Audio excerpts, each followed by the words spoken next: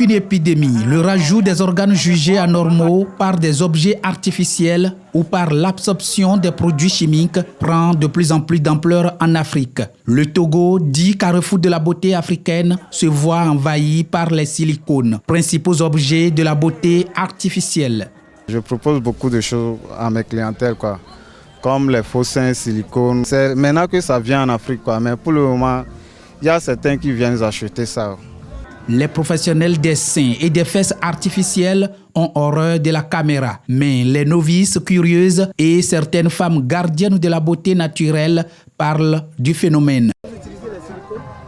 Non, c'est ma première fois de venir en France et c'est maintenant que je le vois.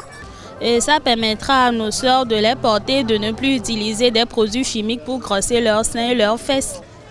Et je pense que aujourd'hui, la femme doit être satisfaite de la beauté naturelle que Dieu lui a donnée.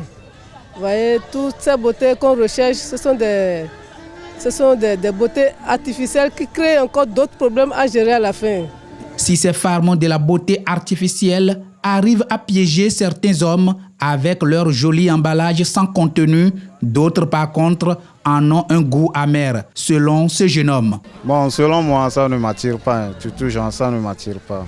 Ça ne m'attire pas, vraiment, ça ne m'attire pas. Pour cet agent de la santé rencontré dans la capitale togolaise, les raisons du phénomène de la beauté artificielle observé à nos jours sont nées de la carence en minéral. Au niveau des organes que vous faites développer, dès que vous fatiguez ces nerfs-là qui sont trop relâchés, très dilatés, à un moment donné, vous aurez un problème cancéreux à cet endroit nécessairement, puisque les sangs ne vont plus correctement circuler à ces endroits-là. Les produits artificiels, déjà le soutien-gorge que nous portons, c'est déjà un problème. Parce que ces organes-là ont besoin de respirer. C'est peut-être rechercher les produits naturels qui, peut-être que vous avez un problème de nerfs, qui font que vos organes-là ne se développent pas.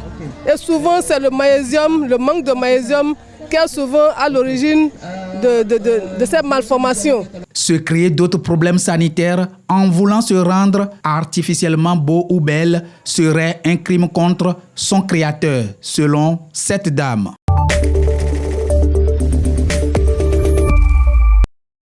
Au Cameroun, la plupart des trottoirs sont des espaces aménagés pour le lavage des véhicules de toutes marques. Dans les grandes villes, celles-ci sont installées un peu partout dans une anarchie totale. Ici, au quartier administratif de Bounanjo à Douala, on peut observer des files de voitures dont les propriétaires profitent de la pause de midi pour faire nettoyer leurs véhicules. Un travail qui se déroule grâce aux outils tels que les seaux d'eau, des serviettes, des éponges, des brosses et du savon. Le prix de lavage de voitures varie d'ailleurs entre 500 francs CFA et 1000 francs CFA. Une activité qui nourrit bien son nom. Depuis 3 ans que je travaille ici, j'ai acheté une voiture et c'est maintenant que ma location ça ne me dépasse pas. Toujours ici là. Mes enfants aussi, me nourrissent mes enfants grâce ici là. C'est grâce à ce métier que j'envoie mes enfants à l'école. Et en fait, c'est ça aussi qui me paye le loyer, qui me fait aussi nourrir un peu ma famille aussi. Un métier pas du tout facile. Il faut apprendre. Parce que ce n'est pas tout le monde qui s'adapte. Puis ça nécessite d'abord la force et aussi le moral. Reste maintenant aux laveurs de la capitale de valoriser davantage leur métier en y incluant une bonne dose de sérieux et d'honnêteté, car il n'y a plus de ce métier, surtout dans un pays comme le Cameroun où le chômage et la pauvreté frappent encore bon nombre de citoyens.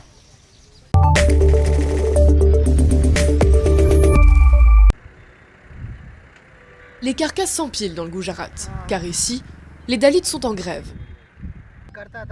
Cette communauté, considérée comme inférieure aux castes, s'occupe habituellement de débarrasser les rues des cadavres de vaches sacrées.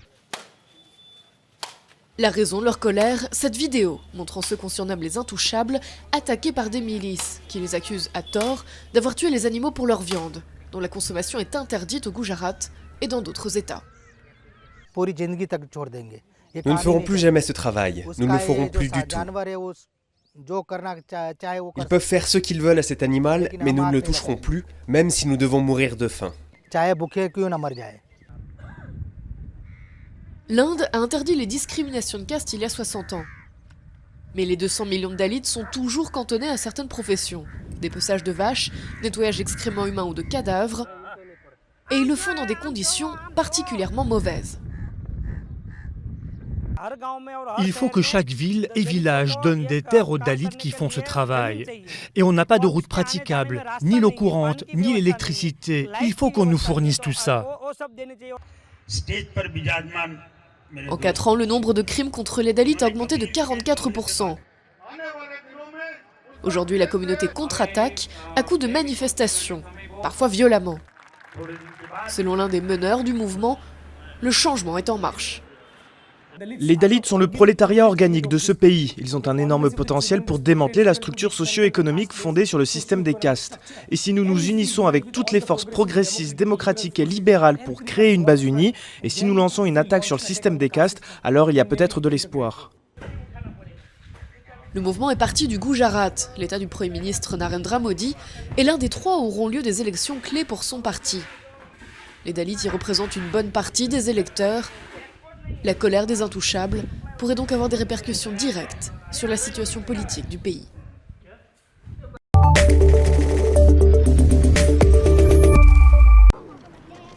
Journée ensoleillée en Uruguay, une très bonne nouvelle pour ces enfants.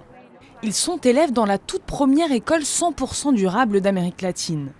Le bâtiment est fait de pneus, de bouteilles en verre et en plastique. Les classes sont chauffées et éclairées grâce à des panneaux solaires. Quant aux plats de la cantine, ils sont bien sûr composés de ce qui est cultivé dans le potager de l'école. L'école est un bâtiment totalement autonome dans le sens où il n'est pas connecté aux infrastructures d'énergie. Il fonctionne de manière durable. Il marche grâce aux ressources naturelles, le sol, la pluie. L'école a été fondée par une ONG locale et érigée par un architecte américain qui passe sa vie à réaliser des constructions à partir de déchets. Ce qui lui a valu le surnom de guerrier des ordures. Les gens m'ont traité d'idiot. Un bâtiment fait de poubelles, c'est bête. Vous êtes une honte dans la communauté des architectes. J'essayais de récupérer des eaux usées et de les traiter. Et de faire toutes ces choses que les architectes ne font pas. En plus du programme d'éducation classique, les 39 élèves de cette école ont des cours sur la protection de l'environnement. Mais ici, les professeurs aussi sont là pour apprendre.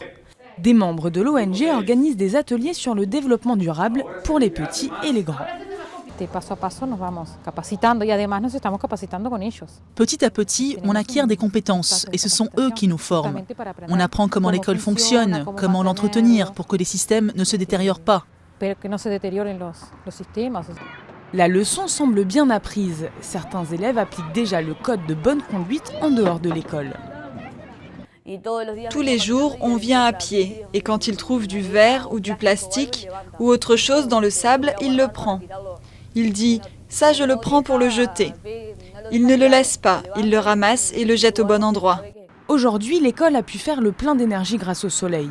Et si demain il pleut, ces graines d'écologistes pourront filtrer l'eau et arroser les tomates et les fraises du potager.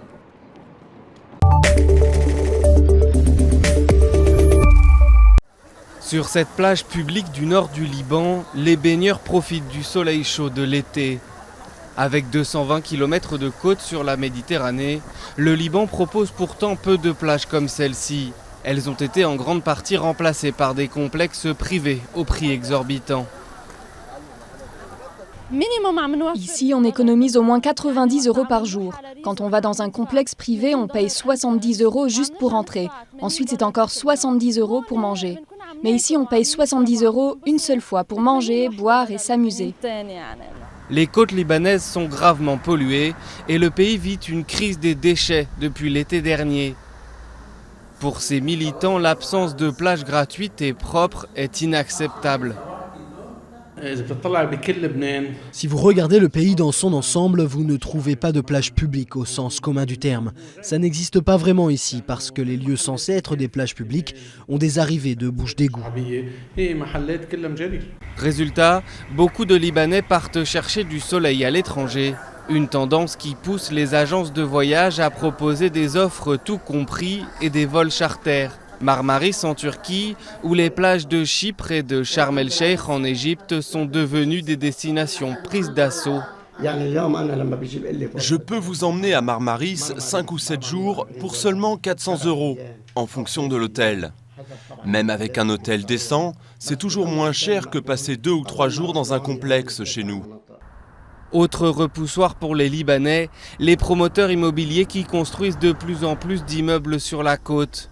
D'après un rapport du ministère des Transports, 5 millions de mètres carrés du littoral sont bétonnés et en grande partie illégalement.